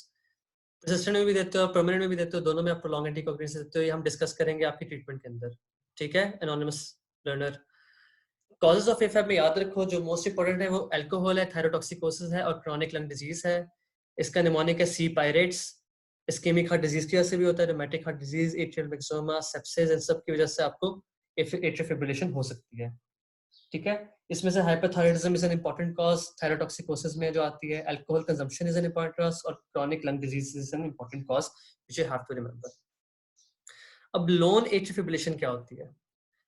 परसिस्टेंट और परमानेंट एट्रियल फिब्रिलेशन होती है और आपका हार्ट स्ट्रक्चरली नॉर्मल होता है, हार्ट को कुछ नहीं होता, बिल्कुल स्ट्रक्चरली नॉर्मल होता है, लेकिन आपको परसिस्टेंट और परमानेंट एएफ होती है। ठीक है, आमतौर पे परसिस्टेंट और परमानेंट में क्या होता है कि आपके हार्ट के अंदर स्ट्रक्चरल चेंजेस आना शुरू हो जाती हैं, लेकिन अगर वो स्ट्रक्चरल चेंजेस नहीं आती तो उसको आप कहते हो लोन एट्रियल फिब्रिलेशन। एक छोटी सी बात लिखी हुई थी इसके अंदर, क्या नाम है, डेविडसन के अंदर, तो मैंने बस वहां से सिर्फ ये उठा के लिखी है यहाँ पे, शायद ही कभी एमसीक्यू में आ जाए तो मैंने इसलिए लिख दिया। जो इंपॉर्टेंट जो एटियोलॉजीज है जो तुम्हें आनी चाहिए, that is thyrotoxicosis, alcohol and chronic lung disease, ये हमेशा तुम्हें पक्की आनी चाहिए। These are the cause of AFib. Ischaemic heart disease भी इंपॉर्टेंट है, ये इंपॉर्टेंट चीजें नहीं भूलनी। सी पायरेट्स का तुम लोग याद रखो, निमोनिक कॉजेज तुम्हें याद हो जाएंगे इस तरह। क्लिनिकल फीचर्स में क्या होगा, जब आपका हार्ट सही तरह बीट नहीं करा तो पेल्पिटेशंस होंगी, जब वो सही तरह बीट नहीं करा तो आपकी कार्डियक आउटपुट ठीक नहीं होगी, तो ब्रेथलेसनेस होगी और फटीग होगी। ब्रेथलेसनेस क्यों होगी, क्योंकि आप पल्मोनरी एडीमा में जा सकते हो। एग्जैजरेटेड कार्डियक फेलियर हो सकता है जिसकी वजह से पल्मोनरी एडीमा होगा, राइट साइड हार्ट फेलियर हो तो फिर आपको सिस्टेमिक एडीमा हो जाएगा। एंजाइना होगा क्योंकि आपका हार्ट सही तरह बीट नहीं करा, वो बिल्कुल अपनी जगह पे फड़फड़ा रहा है, कार्डियक आउटपुट नहीं है। जब कार्डियक आउटपुट नहीं है तो कार्डियक इस्कीमिया होगा, कोरोनरी आर्टरीज को ब्लड नहीं जाएगा, इवेंचुअली वो एंजाइना में जाएगा। और मोस्ट इंपॉर्टेंटली कि सिस्टेमिक एम्बोलिज्म हो सकता है, पेशेंट स्ट्रोक के साथ आएगा, उसको कहीं भी स्ट्रोक हो सकती है। ठीक है, तो these are the basic clinical features of atrial fibrillation. अब डायग्नोसिस में क्या करोगे, हिस्ट्री करोगे, लोगे उसके एग्जामिनेशन करोगे, 12 लीड ईसीजी कराओगे, उसकी इको कराओगे और टीएफटीज कराओगे। बाकी तुम चीजों में टीएफटीज नहीं कराए थे, लेकिन तुम्हें एट्रियल फिब्रिलेशन के अंदर थायराइड फंक्शन टेस्ट कराने पड़ेंगे उस पेशेंट के। ठीक है, इतनी इंपॉर्टेंट चीजें नहीं है, ज्यादातर इंपॉर्टेंट चीज बस तुम्हें पता होना चाहिए कि उसकी 12 लीड ईसीजी बहुत इंपॉर्टेंट है। हिस्ट्री एग्जामिनेशन में तुम उसके प्रीडिस्पोजिंग फैक्टर्स देख लोगे। 12 लीड ईसीजी इंपॉर्टेंट इसलिए क्योंकि पीसीजी इज वेरी, क्या कहते हैं, pathognomonic of your atrial fibrillation. Echo भी करा लोगे और टीएफटीज भी करा लोगे। Now this is your atrial fibrillation की ईसीजी। आपकी मैडम्स जो है ना, ये पी वेव्स, ये पता नहीं कहाँ फिर रही हैं, अपनी पार्टी मचाई फिर रही हैं। और आपकी जो बाकी क्यू वेव्स हैं, क्यू आर एस कॉम्प्लेक्सेस है, वो इरेगुलरली इरेगुलर है, जहां दिल करता है आ जाते हैं, जहां दिल करता है नहीं आते, जब दिल करता है गैप दे देते हैं। जब तुम हार्ट रेट करोगे ना, जैसे for example this is your, if you putting your hands on a radial pulse, तो इस तरह की हार्ट बीट होगी एट्रियल फिब्रिलेशन के अंदर। Now listen to this.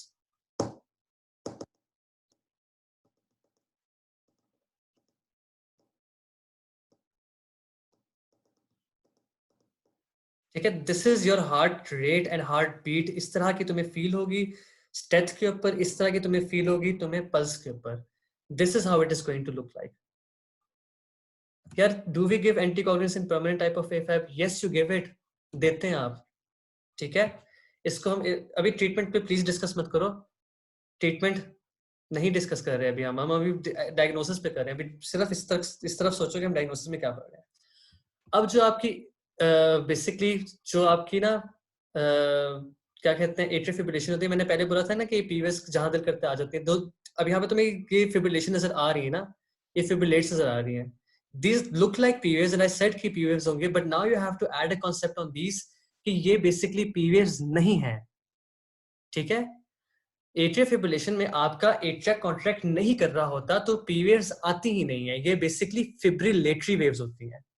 ठीक है, आप इनको, ये पीवेज होती है, सॉटूथ वेव्स होती हैं आपकी एट्रियल फ्लटर के अंदर, और फिब्रिलेटरी वेव्स होती हैं आपकी एट्रियल फिब्रिलेशन के अंदर। ये इरेगुलरली इरेगुलर होता है, जो एट्रियल फ्लटर होता है वो रेगुलर होता है। ठीक है, normal but irregular QRS complexes होंगे। देखो नैरो कॉम्प्लेक्स है ये, नंबर 1 हमने डिस्कस किया था ना कि नैरो कॉम्प्लेक्स होंगे, तुम्हें देखो सब में नैरो कॉम्प्लेक्स नजर आ रहे हैं, सबकी 0.12 से कम है। सही है, इरेगुलर होंगे, कभी कभी आ जाएंगे कभी कहीं आ जाएंगे, क्योंकि आपकी जो एक्साइटेशन ऑफ एवी नोड हो रही है वो बहुत ही डिफरेंट, कभी कभी होती कभी नहीं होती। जब वो एक्साइटेशन कभी होती कभी नहीं होती तो फिर ऑब्वियसली आपकी वेंट्रिकुलर जो रेट है वो भी इरेगुलर हो जाएगा। क्यूआरएस कॉम्प्लेक्सेस कभी आएंगे कभी नहीं आएंगे जब उनका दिल करेगा। तो irregularly irregular R R intervals होंगे। ठीक है, आर टू आर जो होंगे ना, जैसे this is R R interval, from the peak to the peak, from the peak to the peak, एक पीक को देखो दूसरी पीक को देखो, सबके इरेगुलर आर आर इंटरवल्स आएंगे। ईसीजी समझ आ गई है? एट्रियल फ्लटर और एट्रियल फिब्रिलेशन में डिफरेंशिएट कर लोगे? से yes.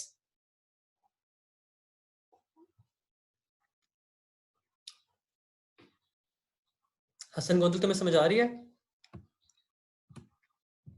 Amna Mushtaq, if you can understand. Tasmas Zia, can you repeat what we will hear in this chat? सुनो, this is how you're going to hear in this chat.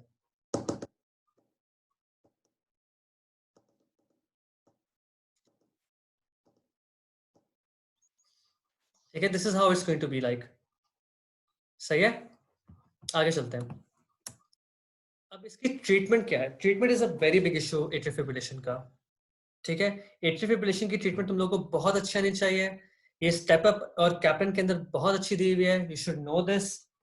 22nd edition of Davidson के अंदर भी बहुत अच्छी दी हुई है। 23rd एडिशन ऑफ डेविडसन के अंदर ये बिल्कुल शिट किस्म की बकवास लिखी हुई है, जो आपको बिल्कुल समझ नहीं आती कि इन्होंने क्या बकवास लिख दी, क्योंकि उसमें कोई प्रॉपर किस्म की ऑर्गेनाइजेशन और स्ट्रक्चर बिल्कुल नहीं है। ठीक है, स्ट्रक्चर और ऑर्गेनाइजेशन आपको बहुत अच्छा स्टेप अप पे मिलेगा। अगर स्टेप अप से नहीं पढ़ते तो फिर then you can go for your captain. इन दोनों बुक्स में बहुत अच्छा एफएफ का ट्रीटमेंट लिखा हुआ है। अब 3 बेसिक एम्स ऑफ ट्रीटमेंट है: rhythm control, rate control and thromboprophylaxis. ठीक है, हमारे मसले क्या हो रहे थे? एफएफ में टैकीरिथमियाज है। टैकीरिथमियाज है, जब भी टैकी का वर्ड आएगा तो हमें रेट कंट्रोल तो करना है, ऑब्वियसली रेट को तो कंट्रोल करेंगे ना। दूसरा क्या है? इरेगुलर इरेगुलर, तो रिदम कंट्रोल भी करना पड़ेगा। रिदम उसका खराब हो रहा है, रिदम कंट्रोल भी करेंगे। थ्रोम्बोप्रोफाइलेक्सिस क्यों करेंगे? थ्रोम्बोप्रोफाइलेक्सिस इसलिए इंपॉर्टेंट है क्योंकि एफएफ के अंदर आपके एम्बोलिक फिनोमेना के बहुत चांसेस होते हैं। तो these are the 3 basic things you have to do in your treatment. साथ में अगर कार्डिक फेलियर है तो उसको ट्रीट करो, सीओपीडी है तो उसको ट्रीट करो, जो भी प्रीडिस्पोजिंग कंडीशन है सी पायरेट्स के अंदर में से, सी पायरेट्स वाली सारी चीजों को तुमने ट्रीट करना है। मगर your treatment of your basic FF is this. ठीक है, अब ये 2 चीजों पे डिपेंड करता है कि आपने किस तरह अपने पेशेंट को लेके चलना है। क्या वो हेमोडायनामिकली स्टेबल है कि नहीं है, तब आपने क्या ट्रीटमेंट करनी है, और क्या उसकी एफएफ प्रोक्सिस्मल है या परसिस्टेंट है। ठीक है, परसिस्टेंट वाली में ना तुमने रिदम कंट्रोल, रेट कंट्रोल, थ्रोम्बोप्रोफाइलेक्सिस करना है। लेकिन जो प्रोक्सिस्मल है ना, उसके जो ट्रीटमेंट ऑफ चॉइस है दैट इज कैथेटर एब्लेशन। प्रोक्सिस्मल हमने ये डिस्कस किया था ना कि 7 दिन में कभी कभार उसके इंटरमीडिएट एपिसोड्स आएंगे, वो खुद ही ठीक हो जाएगा। या तो वो खुद ही ठीक हो जाएगा या फिर आपको उसकी कैथेटर एब्लेशन करनी पड़ेगी। कोई गंदा एक टॉपिक फोका है जिसको आपने डिस्ट्रॉय करना है, that is your treatment of choice for paroxysmal. Paroxysmal का बहुत सारा एक्सप्लेनेशन लिखी हुई है 23rd एडिशन ऑफ डेविडसन के अंदर, अगर वो पढ़नी तो पढ़ लेना। उसके अंदर बस ये लिखा हुआ है कि अमाइड्रॉन रिदम कंट्रोल कर लो, बीटा ब्लॉकर्स यूज करो, calcium channel blockers, beta blockers use कर लो, अम्यूड्रॉन यूज कर लो, वही सारी बातें यूज कर लो। ठीक है, why can't we do catheter ablation in persistent catheter? अभी हम डिस्कस करते हैं ना, persistent का पूरा प्रोसेस है, अभी हम डिस्कस करते हैं, persistent की तरफ आ रहे हैं। रिदम कंट्रोल, रेट कंट्रोल, थ्रोम्बोप्रोफाइलेक्सिस उसके अंदर भी हम करेंगे, हम आगे मैं तुम्हें बताता हूँ। अब जो ये है ना, this is basically every other AFib जो न्यू ऑनसेट होती है, and it also includes your treatment of your persistent ones। ठीक है, सबसे पहले अगर न्यू ऑनसेट ऑफ AFib आया ना, तुमने देखना है कि वो हेमोडायनामिकली स्टेबल है या नहीं है। ठीक है, अगर वो हेमोडायनामिक स्टेबल नहीं है ना, तुमने उसको चुपचाप लेके जाना है, लिटाना है, डिफिब्रिलेटर पकड़ना है, उसकी कार्डियोवर्जन कर देनी है फटाफट। ठीक है, 100 जॉस पे करोगे, फिर 200 जॉस पे करोगे, फिर 300 जॉस पे करोगे, तब तक करते रहोगे जब तक उसका साइनस रिदम वापस नहीं आता।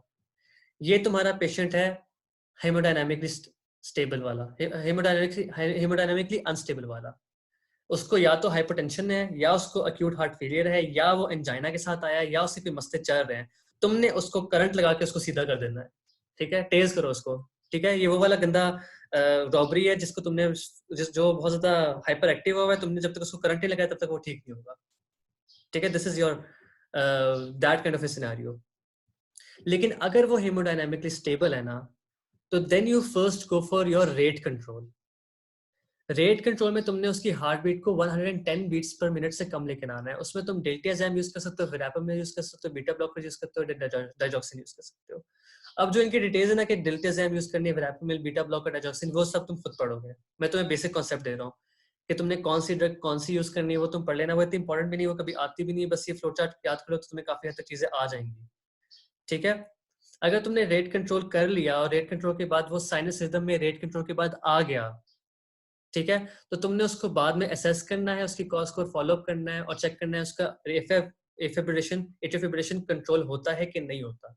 वापस बाद में अगर उसका रेट कंट्रोल के साथ, रेट कंट्रोल वाली ड्रग्स में आपकी विरापमिल, डिल्टाजैम और बीटा ब्लॉकर्स आती हैं, अगर उनके साथ उसका ठीक हो गया, अगर वो इसके बावजूद भी साइनस रिदम में नहीं आता, then you have to go for your electrical and pharmacological cardioversion. ठीक है, फार्माकोलॉजिकल कार्डियोवर्जन में आपकी सारी वो आती है जिसमें फ्लेकेनेमाइड आती है, आपकी अम्यूड्रॉन आती है, ट्रोनिड्रॉन आती है, ये वाली ड्रग्स आती है। ठीक है, जो आपकी एंटी एरिथमिक क्लास 3 ड्रग्स होती है बेसिकली, वो इसमें ज्यादातर आती है फार्माकोलॉजिकल में, और इलेक्ट्रिकल में वो करंट आता है। अब यहाँ पे जो नीचे वाला पार्ट है ना, 48 आवर्स के बाद वाला, इसमें थोड़ा सा मसला है कैप्टन के अंदर, ठीक है। मुझे टाइम नहीं मिला, मैं इसके लिए कोई अच्छा ढूंढ नहीं सका। डेविड जो स्टेप अप है उसके अंदर एक बहुत अच्छा टेबल बना हुआ है, उसके अंदर कर लेंगे हम। यार अभी मैं तुम्हें पहुंचा हूं नहीं, मैं 48 आवर्स के ऊपर, तुम मुझसे पहले ही कर रहे हो क्वेश्चन अनोनिमस टर्नर। अभी मुझे पहुंचने दो 48 आवर्स वाली बात के ऊपर, कर लेते हैं अभी, अभी डिस्कस करते हैं ना, अभी पता लग जाएगा हमें, ठीक है। 48 आवर्स का जो कॉन्सेप्ट है ना, अब उसको हम डिस्कस करते हैं, इसको हम जरा ज़बानी डिस्कस करेंगे, सही है। अब 48 आवर्स के अंदर ना, अगर वो 48 आवर्स से कम है ना, तो आप उसको इंट्रावेनस हेपरिन दो और आप उसको कार्डियोवर्जन कर लो। इलेक्ट्रिकल कार्डियोवर्जन ज्यादातर प्रेफर्ड होती है, और ना आप इसमें ना डायरेक्ट करंट कार्डियोवर्जन करते हो, ठीक है। अगर इलेक्ट्रिकल कार्डियोवर्जन नहीं होती तो आप you can go for your pharmacological cardioversion, जिसमें आपकी फ्लिकेनाइड होती है, प्रोकेनामाइड आती है, इम्यूट्रॉन होती है। तो अगर वो 48 आवर्स से कम प्रेजेंट कर रहा है patient, then you can go for your cardioversion, जिसमें इलेक्ट्रिकल और फार्माकोलॉजिकल आती है, साथ में उसको आपने आईवी हेपरिन लगाई और साथ में आपने उसके इलेक्ट्रिकल कार्डियोवर्जन कर दिया, या फिर अगर इलेक्ट्रिकल कार्डियोवर्जन नहीं हो सकती तो फार्माकोलॉजिकल कार्डियोवर्जन कर दिया, ठीक है। अगर उसकी A5 48 आवर्स से ज्यादा है, if it is greater than 48 hours, ठीक है, तो उसमें you have to go for your anti coagulation. पहले लॉन्ग टर्म एंटी कोगुलेशन और रेट कंट्रोल करोगे, and then you go for your cardioversion, and then you go for your other option of ablation वगैरह, ठीक है। 48 hours से कम है तो तुमने सबसे पहले उसका क्या करना है, उसको आईवी हेपरिन लगाई और तुमने इलेक्ट्रिकल कार्डियोवर्जन की या फिर उसकी फार्माकोलॉजिकल कार्डियोवर्जन कर दी। लेकिन अगर उसका 48 आवर्स से ज्यादा है ना उसका A5, then you have to go for your long term anticoagulation. अब लॉन्ग टर्म एंटीकोगुलेशन में तुम्हारे पास दो ऑप्शंस हैं, ग्रेटर देन 48 आवर्स की बात हो रही है। एक ऑप्शन ये कि तुम उसको एंटीकोगुलेट करो 3 हफ्ते और फिर उसकी कार्डियोवर्जन कर दो, या तुम उसको करो कि एंटीकोगुलेट 4 हफ्ते या फिर उसको कार्डियोवर्जन करो और फिर उसको 4 हफ्ते तक उसको एंटीकोगुलेट कर दो। एंटीकोगुलेशन में बेसिकली आप वार्फरिन यूज कर सकते हो, और उसका INR 2 to 3 के बीच में आपने मेंटेन करना होता है। ये हम आगे डिस्कस करते हैं इन चीजों को। ऑप्शन 2 ये है कि आप उसका 3 हफ्ते तक इंतजार मत करो, आप ट्रांस इसोफेजियल उसका करो, क्या कहते हैं, इलेक्ट्रोकार्डियोग्राफी करो और चेक करो कि उसका लेफ्ट एट्रियल थ्रोम्बस प्रेजेंट है कि नहीं, ठीक है। अगर लेफ्ट एट्रियल थ्रोम्बस प्रेजेंट है तो एंटीकोगुलेशन करो, अगर नहीं है तो फिर तुम डायरेक्ट कार्डियोवर्जन कर लो, ठीक है। तो 48 आवर्स के बाद ना थोड़ा सा कैप्टन में डिफरेंट दिया हुआ है और डेविडसन में पता नहीं क्या लिखा हुआ है, तो उसको तो भूल जाओ डेविडसन को। कैप्टन में थोड़ा सा फर्क दिया हुआ है, जो 22nd एडिशन ऑफ डेविडसन है ना, उसके अंदर बड़ा अच्छा लिखा हुआ है उन्होंने कि अगर 48 आवर्स के बाद है ना परसिस्ट करिए ग्रेटर देन 48 आवर्स, तो तुम्हारे पास दो ऑप्शन है, या तो तुम उसकी 4 हफ्ते तक एंटीकोगुलेशन करो और then you go for your क्या कहते हैं कार्डियोवर्जन, और ऑप्शन 2 है कि तुम ट्रांस इसोफेजियल इलेक्ट्रोकार्डियोग्राफी कराओ। अगर उसका एट्रिया खाली है और कोई क्लॉट नहीं पड़ा हुआ उसके एट्रियम के अंदर, तो तुम चुप करके कार्डियोवर्जन कर लो और बाद में उसको एंटीकोगुलेशन दे देना। तो व्हेनेवर, अब 48 आवर्स वाली टाइम लिमिट क्या है, या ये जरा मुश्किल हो गया, मुझे पता लग रहा है कि तुम लोग को अंडरस्टैंड नहीं करोगे, ये जरा थोड़ा सा मुश्किल मैंने बना दिया है। It very much depends on 48 hours के बाद यूजुअली ये होता है कि आपका ना लेफ्ट एट्रियम के अंदर थ्रोम्बस बन जाता है। अब जब लेफ्ट एट्रियम के अंदर थ्रोम्बस बन जाता है ना, तो वहां पे आपकी कॉन्ट्रडिक्शन आ जाती है कि आप उसको ना कार्डियोवर्ट नहीं कर सकते, तो then you have to go for anticoagulation. 48 hours से पहले पहले एट्रियल थ्रोम्बस का चांस बहुत कम होता है, तो इसलिए आप डायरेक्टली इलेक्ट्रिकल कार्डियोवर्जन की तरफ जा सकते हो। लेकिन अगर वो 48 आवर्स से ज्यादा हो जाता है ना, तो इसका मतलब है कि देयर इज अ चांस कि उसका ना एट्रियल थ्रोम्बस बनने का चांस हो गया है, तो उस केस में तुम्हें एंटीकोगुलेशन करनी जरूरी हो जाती है, ठीक है। Do you want me to repeat a summary फटाफट? Say yes if you want me to repeat a फटाफट summary तेज तेज। ये जरा मुश्किल कॉन्सेप्ट है और ये बहुत बुरा कॉन्सेप्ट है एट्रियल फिब्रिलेशन का। चलो हम जल्दी से रिवाइज करते हैं इस चीज को, फटाफट रिवाइज करते हैं। अब जब भी हम मैनेजमेंट करेंगे ना एट्रियल फिब्रिलेशन की, उसके हमारे पास 3 किस्म के बेसिक क्राइटेरियाज हैं, रिदम कंट्रोल, रेट कंट्रोल और थ्रोम्बोप्रोफाइलेक्सिस। दो कॉन्सेप्ट पे बेस्ड है, हेमोडायनामिक स्टेबल है कि नहीं है, प्रोक्सिस्मल है या परसिस्टेंट है। प्रोक्सिस्मल में तुमने catheter ablation is your treatment of choice, उस सबको भूल जाओ। अब पेशेंट आया है, वो हेमोडायनामिकली स्टेबल था कि नहीं था, अगर वो नहीं था तो तुमने उसको इलेक्ट्रिकल कार्डियोवर्शन दी, करंट लगाया, ठीक कर दिया हेमोडायनामिकली अनस्टेबल पेशेंट को। लेकिन अगर वो हेमोडायनामिकली स्टेबल था तो तुमने उसको रेट कंट्रोल दिया, रेट कंट्रोल में तुमने डिल्टाज़ेब, वेरापामिल, बीटा ब्लॉकर्स और डाइजॉक्सिन दिया, उससे वो ठीक हो गया। तुमने बाद में उसको असेस किया कि उसको एट्रियल फिब्रिलेशन होता है कि नहीं होता, वो साइनोसिस में चला गया रेट कंट्रोल के बाद। अगर वो रेट कंट्रोल से ठीक नहीं होता, then you go for your rhythm control. Rhythm control में तुम्हारी इलेक्ट्रिकल और फार्माकोलॉजिकल कार्डियोवर्जन आती है, ठीक है। अब इलेक्ट्रिकल और जो फार्माकोलॉजिकल कार्डियोवर्जन है उसके अंदर तुम्हारे पास टाइम लिमिट है 48 आवर्स की। अगर वो 48 आवर्स से पहले पहले आया है तो तुमने इलेक्ट्रिकल कार्डियोवर्जन या फिर फार्माकोलॉजिकल कार्डियोवर्जन फटाफट कर देनी है आईवी हेपरिन लगाकर, ठीक है। लेकिन अगर वो 48 आवर्स के बाद बाद आया है ना, तो तुम्हारी क्या प्रेफरेंस होगी कि तुम कोशिश करोगे कि तुम उसको एंटी कोगुलेट करो 3-4 हफ्ते और फिर तुम उसकी कार्डियोवर्जन करो। और तुम्हारे पास दूसरा ऑप्शन ये है कि तुम उसकी ट्रांसइसोफेजियल इकोकार्डियोग्राफी करो। अगर एट्रिया में थ्रोम्बस नहीं पड़ा हुआ ना, तो तुम उसको डायरेक्टली उसी वक्त कार्डियोवर्ट कर दो। अगर तुम प्रोलॉन्ग करते हो ना, एंटीकोगुलेशन प्रोलॉन्ग करने का मकसद ये है कि तुम एट्रिया का जो सपोजिट थ्रोम्बस बन चुका है तुम उसको डिसॉल्व कर रहे हो पहले, before you do your cardioversion. You can only do your cardioversion as long as your atria is free from thrombus, ठीक है। अब मेरे ख्याल से समझ आ गई होगी, आ गई है समझ कि 48 आवर्स से अगर ज्यादा होता है तो हमारे पास दो ऑप्शंस होते हैं। दो ऑप्शंस में ये है कि या तो प्रोलॉन्ग एंटीकोगुलेशन देके फिर उसको कार्डियोवर्ट करो, या फिर तुम ऐसा करो कि ट्रांसइसोफेजियल इकोकार्डियोग्राफी करो और देखो कि एट्रिया खाली है और उसी वक्त कार्डियोवर्ट कर दो, ठीक है। ये तुम्हारे सारे ऑप्शंस है तुम्हें मैंने बता दिए, ठीक है। It very much depends on your left atrium के थ्रोम्बोसिस के ऊपर, ठीक है। थोड़ा सा मुश्किल है, ये बहुत अच्छा दिया हुआ है स्टेप अप के अंदर, स्टेप अप से पढ़ लेना बेशक। थ्रोम्बस वाली बात है स्टेप अप में लिखी, कैप्टन के अंदर नहीं लिखी हुई, थोड़ा सा कैप्टन का मसला है। डेविडसन में तो बिल्कुल भी कुछ नहीं लिखा हुआ, तो उसको तो भूल जाओ ना। अच्छा, अब रेट कंट्रोल क्या होता है? आपने 60 टू 110 बीट्स रखनी होती है, 110 से कम रखनी होती है, 60 टू 100 बीट्स रखते हो आप बेसिकली। इसमें डाइजेक्शन देते हो, बीटा ब्लॉकर्स देते हो, कैल्शियम चैनल ब्लॉकर्स देते हो, विरापामिल और डिल्टाज़ैम। पेस एंड अब्लेट स्ट्रेटजी भी आती है आपकी रेट कंट्रोल के अंदर, जिसमें आप पेस मेकर भी लगा सकते हो और एब्लेशन थेरेपी भी कर सकते हो। डिपेंड करता है आपके ऊपर कि आप क्या यूज कर रहे हो, ठीक है। This is your rate control. Rhythm control, do we continue giving anticoagulants after? Yes you give, आप देते रहते हो उसको कार्डियोवर्जन के बाद भी एंटीकोगुलेंट्स, ठीक है। मतलब कि आपने उसकी कार्डियोवर्जन की ना, तो आपको 3-4 हफ्ते तक आपने एंटीकोगुलेंट्स देने होते हैं। इसका इसका तुम्हारा थ्रोम्बोप्रोफाइलेक्सिस के अंदर जो डेविडसन में ना, उसमें कुछ लिखा हुआ है स्टफ, वो पढ़ लेना। इतना इंपॉर्टेंट बातें नहीं है लेकिन पढ़ लेना। रिदम कंट्रोल में इलेक्ट्रिकल कार्डियोवर्जन आती है, जिसमें आप डायरेक्ट करंट कार्डियोवर्जन करते हो। नेक्स्ट जो होगी ना क्लास, हम उसमें डिस्कस करेंगे कि कार्डियोवर्जन और डिफिब्रिलेशन में क्या फर्क होता है, ठीक है। फार्माकोलॉजिकल में आईवी फ्लेकेनामाइड दे सकते हो। आईवी फ्लेकेनामाइड तब देनी जब आपका स्टेबल पेशेंट है और उसकी नो स्ट्रक्चरल हार्ट डिजीज है। अगर स्ट्रक्चरल हार्ट डिजीज या इस्केमिक हार्ट डिजीज है तो आपने उसको अम्यूड्रॉन देनी है। रिदम कंट्रोल में आप कैथेटर एब्लेशन भी कर सकते हो। और रिदम कंट्रोल डिपेंड करता है आपकी 48 आवर्स के ऊपर। वही हमने डिस्कस किया था, 48 आवर्स, लेस देन 48 आवर्स में क्या करेंगे और मोर देन 48 आवर्स में क्या करेंगे। दोनों में हमारी ट्रीटमेंट क्राइटेरिया डिफरेंट हो जाएगा एट्रियल फिब्रिलेशन का, ठीक है। थ्रोम्बोप्रोफाइलेक्सिस के लिए आप एक चूज करते हो। अब मैं सोच रहा हूँ कि तुम्हें आगे अगला वाला मैट ना पढ़ो, मैट में तुम्हें कल पढ़ा दूंगा क्योंकि टाइम ज्यादा हो गया है। इसमें आप चैड, ये इंपॉर्टेंट स्कोर है, ये हमारा ऑस्पी में आया था। Chad Chad Chad S2VASC score होता है, इसको चैड स्कोर भी कहते हैं। ये बस इंप्रूव करके इसको हमने इतना बड़ा स्कोर बना दिया है, ठीक है। ये इसकी बस तुमने एनुअल स्ट्रोक रिस्क याद रखना है, इसके पॉइंट्स को याद रखना है और कुछ याद नहीं रखना। पहले था कि 0 पे आप एस्प्रिन देते थे, लेकिन अब जो लेटेस्ट गाइडलाइंस है उसमें कहते हैं कि एस्प्रिन आपने कभी भी यूज नहीं करनी एम्बोलिक फिनोमेना के अंदर, क्योंकि वो एम्बोलिक फिनोमेना को कम नहीं करती, वो रिस्क ऑफ ब्लीडिंग को इंक्रीज करती है, ठीक है। अगर आपका पेशेंट का 1 पॉइंट आ रहा है ना, इनमें से अगर 1.1 भी आ रहा है, तो आपने मेल्स के अंदर ना आपने वार्फरिन दे देनी है या उसको डेबिगेट्रिन या रिवारोक्साबैम दे देनी है। रिवारोक्साबैम और डेबिगेट्रिन का ये फायदा होता है कि उस पर मॉनिटरिंग नहीं करनी पड़ती।